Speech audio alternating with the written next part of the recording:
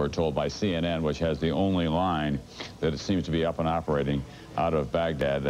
Bernie Shaw of CNN is reporting that that city is once again under attack, that the raids have been resumed.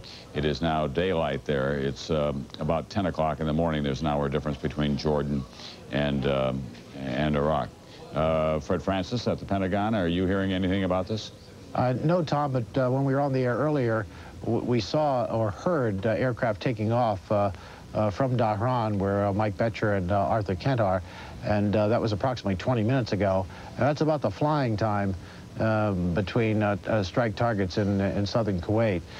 So it doesn't surprise me at all. We were told earlier in the evening by sources here at the Pentagon that the sorties flown on day 2 during the day would be much heavier than the first 2 or 3 hours of combat over nighttime Iraq. And I would expect these attacks to continue all day long with the F-15 Strike Eagles, and for the first time, carrier-based jets, the A-6Es, the carrier bombers, the intruders, would be used. We were told they were not used in the initial attacks, the first 2 or 3 hours at night, but they would be brought to bear here on the second day. What is the way the Pentagon has these ships positioned?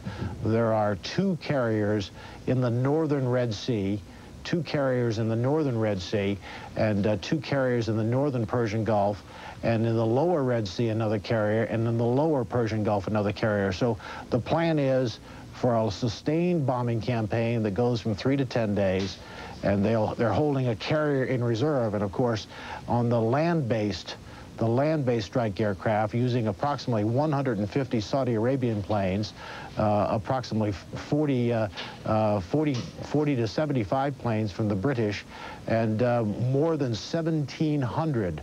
That's 1,700 American strike planes, which are based in Saudi Arabia and some of the surrounding countries, like the United Arab Emirates and Bahrain. And so those attacks will continue, and we expect them to be quite heavy and hit, again, some of the same targets.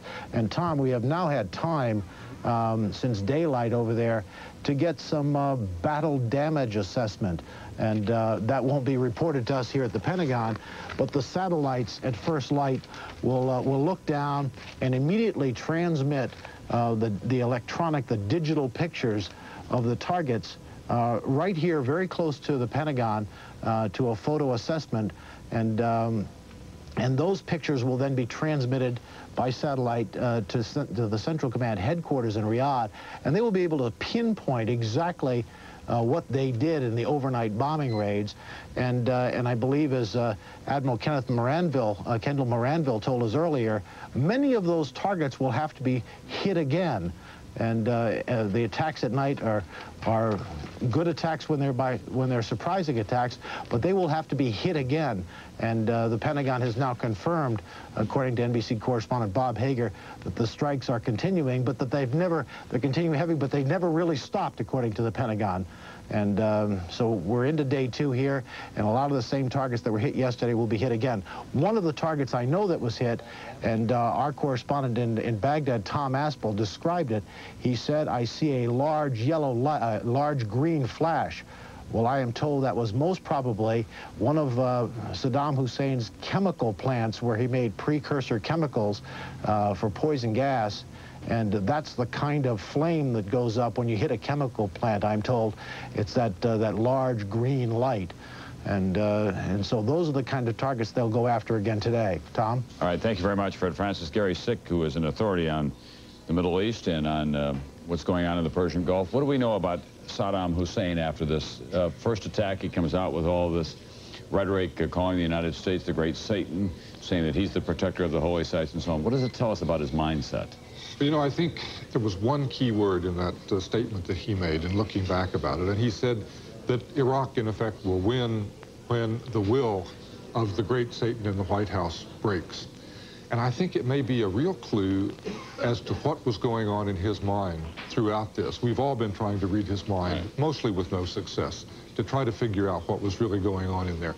I think the initial statement that he made to April Glaspie, our former ambassador out in Baghdad, just before the attack began, believing that the United States could not take casualties, that the United States basically had no stomach for war, that we wouldn't go through with it. I think he must have believed that right up to the end. It's the only thing one can say that explains what appears to be a sort of abysmal lack of awareness of what was going on around him with 5 months warning. I must say I was also struck when I talked to the people around him over the weekend that they saw this as a kind of a personal contest.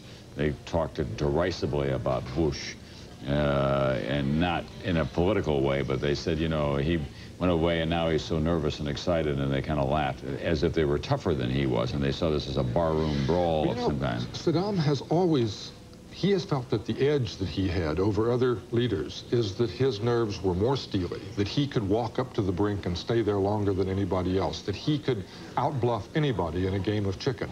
And up to a point, you know, he has a point, because he has a country that will do whatever he wants them to do. There's never any argument that comes back at him. He can swerve and maneuver as quickly as he wants to, and he does have nerves of steel. But it seems to me he really began believing his own propaganda as he got close to the end, and in fact was not ready to believe that it would come. And I think he was also judging by 8 years of war with Iran. And he believed, he kept saying over and over, we've been through war. We know what war is. We know what it's all about. And you can't teach us anything about that, and we are experienced. But he had never experienced anything like this, even for a day, throughout that entire period of time. There was nothing that Iran ever did to him in the course of the entire war for 15 minutes. That was the equivalent of what happened to him in the first few minutes. I guess it's impossible to make this an accurate forecast on your part, but give us your best guess on how successful he'll be with this latest inflammatory statement about President Bush and King Fahd of Saudi Arabia, and trying to invoke the idea that he is the true believer and the defender of the Islamic rule. He has been counting, I think, from the beginning that he was going to have the Arabs behind him. But you know, the Arabs also look at the statistics and the box score. And if they conclude that, in fact, he is on his way out, certainly there will be demonstrations and so forth. But there will also be a reaction of sort of vultures gathering around this corpse. I think that's premature at this point. But I was struck by one thing that we heard a little earlier this evening from the correspondent in Turkey, who said that they're now ready to vote for a declaration of war and possible cross-border operations. They were never willing to do that before because Turkey felt threatened by Iraq and throughout the entire war remained absolutely neutral. If they're willing to join in at this point, it suggests that the Turks may also have a pretty clear estimate of what this first strike was and think that they have always coveted those northern territories. Gary Sick, we'll watch now some more video that is coming in from the Defense Department pool. These appear to be tankers that are landing at, well, so much for that. We will tell you tonight, this is probably not unexpected, that in a private meeting with the United Nations Security Council, the United States Ambassador to the UN, Thomas Pickering, said that Iraq could avoid further punishment by beginning a complete unconditional withdrawal from Kuwait. The conditions have not changed. There is now, one would think, for a normal person, a lot more incentive to do just that. There has been no indication from him whatsoever that he is inclined to do it. NBC's Arthur Kent is in Saudi Arabia. Do you have some late stuff for us, Arthur? Well, Tom, not much hard information yet. We're still awaiting the return of the first videotape from the pools that are at this nearby air base, but we have been hearing all evening talk about counterstrikes by Iraq. Does Saddam have the ability through his armed forces to strike back at the U.S. and the anti-Iraq coalition? It's an open question whether he can do that militarily, but certainly here in Saudi Arabia, right around our position, we're noticing that there are some precautions being taken against terrorist attack. We now have, just around our camera position, an armed Navy petty officer with M16 and sidearm. And as of the commencement of this operation, we noticed that soldiers, armed soldiers, and Marines were keeping close eye on the perimeter. We hear they will be doing house cleaning. both here and around all military installations, again with an eye to making sure that if there are terrorist cells in place, in Saudi Arabia at least, to strike back on behalf of Saddam, that they will be tripped up in the process.